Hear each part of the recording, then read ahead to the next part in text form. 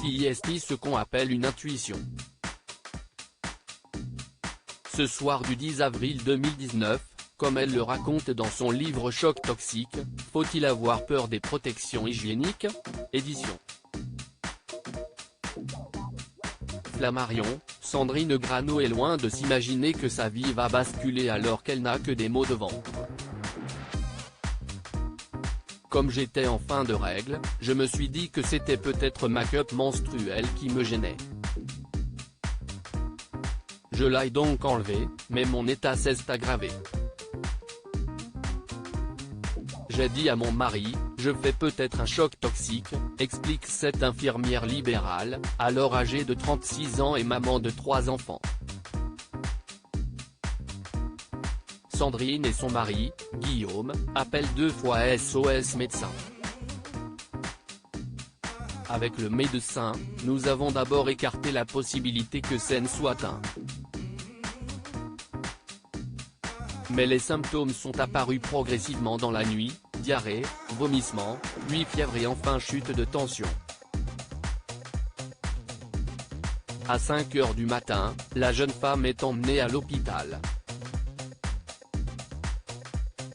Elle vient d'être victime d'un choc toxique. Cette maladie infectieuse aiguë est liée à la présence d'une bactérie, le plus souvent le staphylocoque doré, dans l'organisme. Le port prolongé de protections menstruelles intravaginales, comme les tampons ou les cups, peut favoriser son développement. Ses pieds sont amputés, puis une partie de ses mains extrêmement faible. Sandrine est placée en coma artificiel, intubée et ventilée. Elle y restera pendant 5 jours. Elle fait une pneumonie et un œdème pulmonaire. Quand elle se réveille, elle est victime de terribles hallucinations en raison des effets secondaires des médicaments. CIST horrible. Le coma est tellement plus doux. J'ai vu et entendu des choses atroces qui étaient proportionnelles à la violence de ce que mon corps subissait, raconte la jeune femme. Dès le lendemain, ses mains et ses pieds commencent à changer de couleur. La bactérie produit une toxine qui peut provoquer une gangrène des extrémités, voire un arrêt des organes vitaux. Elle doit subir une quadruple amputation. Sandrine Grano doit alors annoncer à ses enfants, et surtout à son fils de 13 ans, Adrien, né d'une précédente union, qui a déjà eu la douleur de perdre son père, qu'elle va être privée d'une partie de ses membres. Elle apprendra plus tard qu'une fois sorti de l'hôpital, l'adolescent est allé hurler sa colère sur le parking. Je suis transparente dans mes émotions et je ne supporte pas le mensonge. Je pense qu'il faut dire la vérité aux enfants en utilisant les bons mots. Je savais que ce serait difficile pour lui, mais aussi que j'étais la mieux placée pour le faire, précise Sandrine. Le chirurgien a pu conserver une phalange à chaque doigt le 11 juin 2019, ses pieds sont amputés, 3 semaines avant l'ablation d'une partie des doigts de ses mains. La première opération est terrible. Je ne pensais pas qu'on pouvait souffrir autant.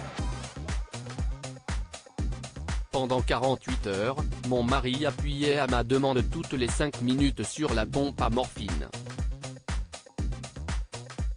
Rien ne pouvait me calmer. La deuxième opération est, à son grand soulagement, plus douce. Un parcours de santé par rapport à la première. Je me suis senti comme dans un cocon et, coup de chance, la douleur a été très bien maîtrisée. D'autre part, j'ai eu la bonne surprise de découvrir que le chirurgien avait pu conserver une phalange à chaque doigt.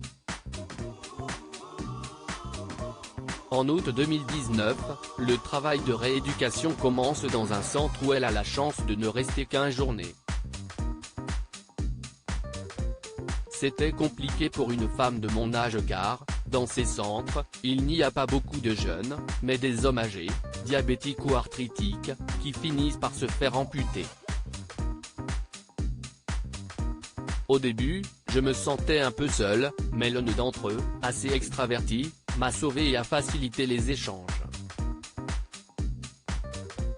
Je m'y suis fait des amis. Sandrine se mobilise pour informer sur les protections hygiéniques internes aujourd'hui. Sandrine Grano se mobilise sur une page Facebook, Dans mes baskets, pour informer sur le choc toxique et également communiquer sur le handicap.